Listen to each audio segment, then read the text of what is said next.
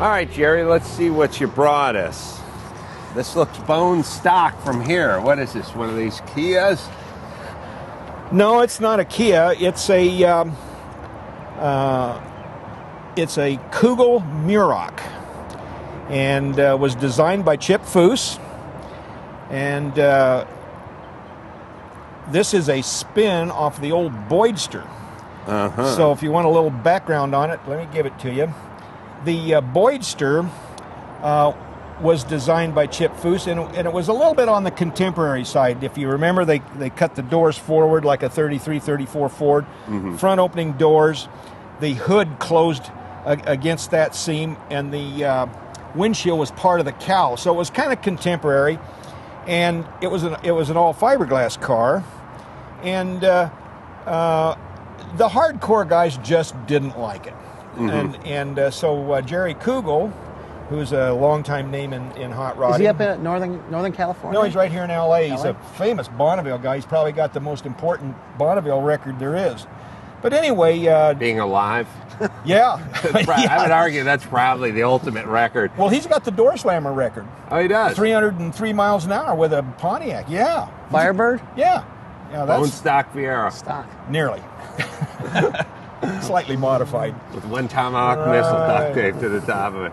Wow, he's got the door slammer record. Yeah. Wow. So anyway, Jerry's he's just a hardcore guy, and so he really liked what Foose had done with the thing on, just the way they designed the car. And he says, let's do it in steel. He says, we'll get Marcel to bang them out. He says, I'll make a nice chassis for him. And he said, let's do some. So what year is this? I've had this car 8 years.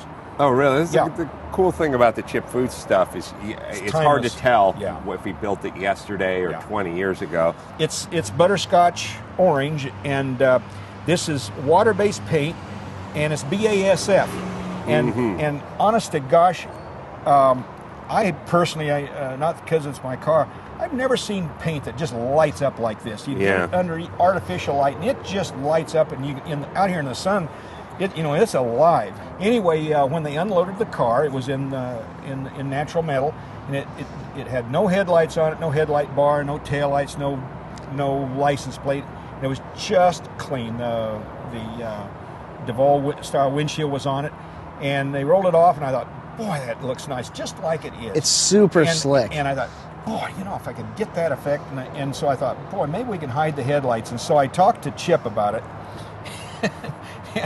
And I said, hey, what do you think about hiding the headlights? And he just kind of rolled his eyeballs. I could tell, oh, boy. He's thinking Corvette flip-ups. Hide him in your ass, old man. Yeah, I could tell. And should go, you know what, perhaps you'd be more comfortable in the Prowler.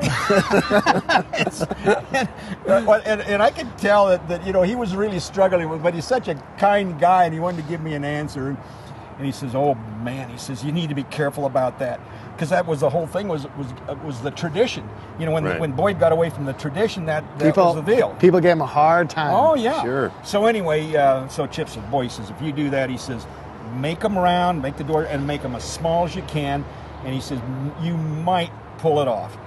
And so I thought about it and tooled it all up. I'm dying to, and by the way, as a longtime fabricator, you can look at something and figure it out and know if something's possible and not possible. It's nice to have that clanking around. It's like you and the jigsaw on the Jag. I took a jigsaw to the hood of my Jag. It's a long Came out story. really good. Came out nice. The trick was to kind of get them back on the fenders, and so that you just didn't notice something different about the car. Right.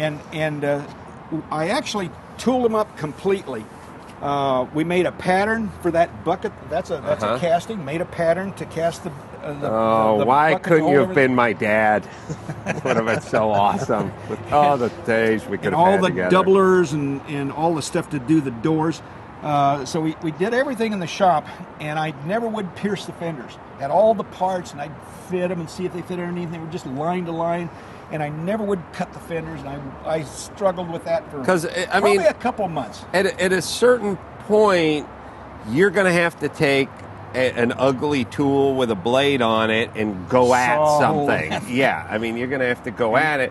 And by the way, the shape doesn't appear. Well, maybe is it a perfect oval. circle? Looks No, oval. no, It's little bit oval, oval. so It's you oval. can't take a hole saw to it. No, it's oval by a half an inch.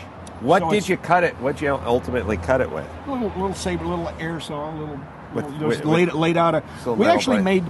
we rolled up. We got an English roll, so we did sheet metal patterns and Sure. laid all that out, and we had to get it all laid it out very carefully, and then just sawed it to the line, But anyway, this is pre-paint, obviously. Oh, sure, it's all metal. Let me open them up for you. Yeah, Let me show open you them how up. they work. I'm very interested. Another in thing that. that's really amazing is every line on the car is perfectly spaced. You Yeah. look at, and you're looking for that little, like, look, the hood's off. Nothing. So what did? Wow. So where did? Wow.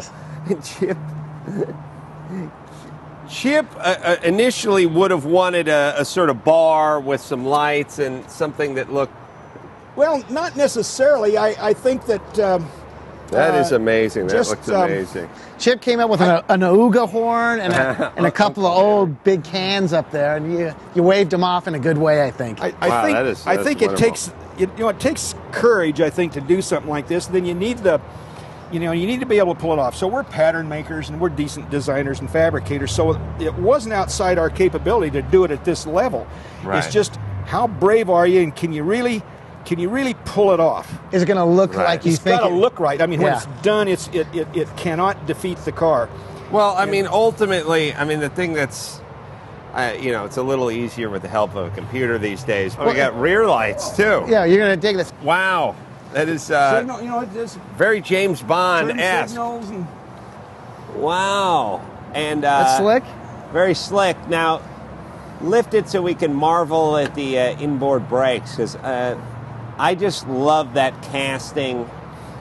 I love a finned cast look. It's a great.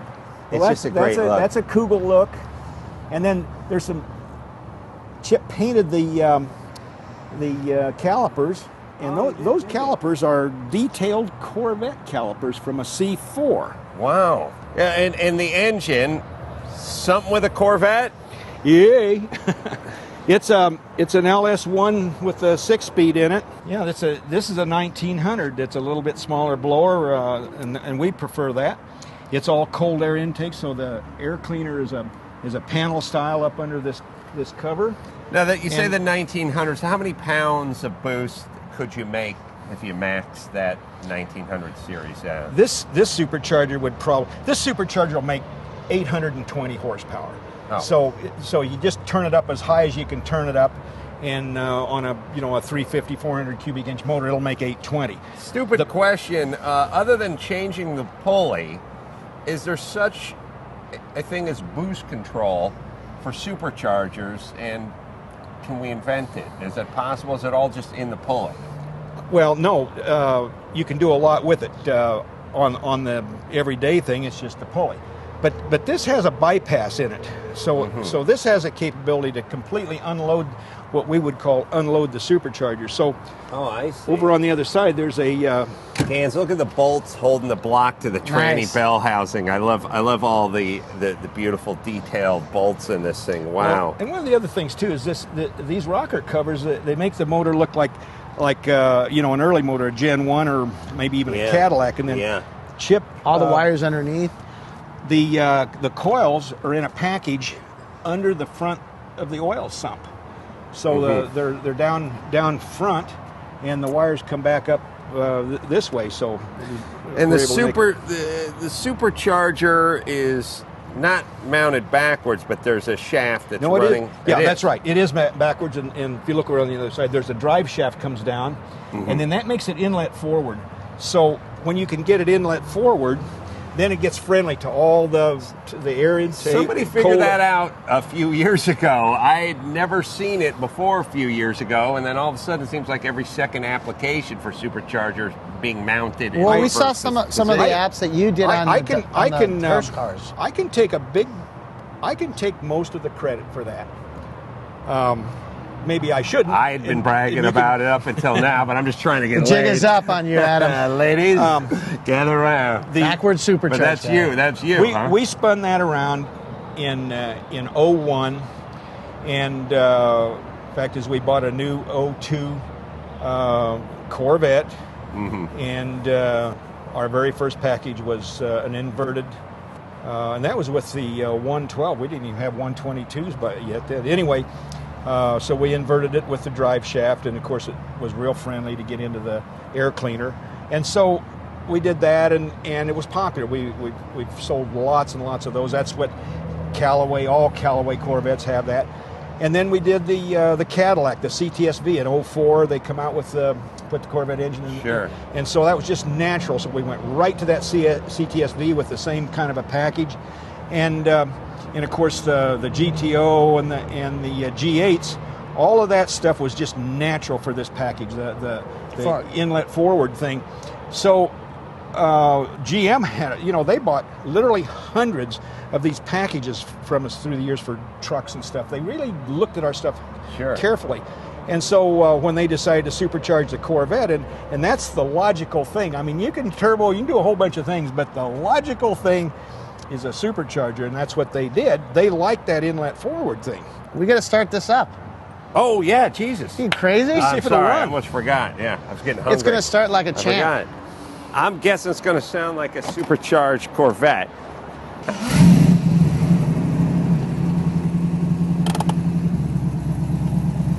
You know some nice wood inlaid work in there? Yeah, really clean work.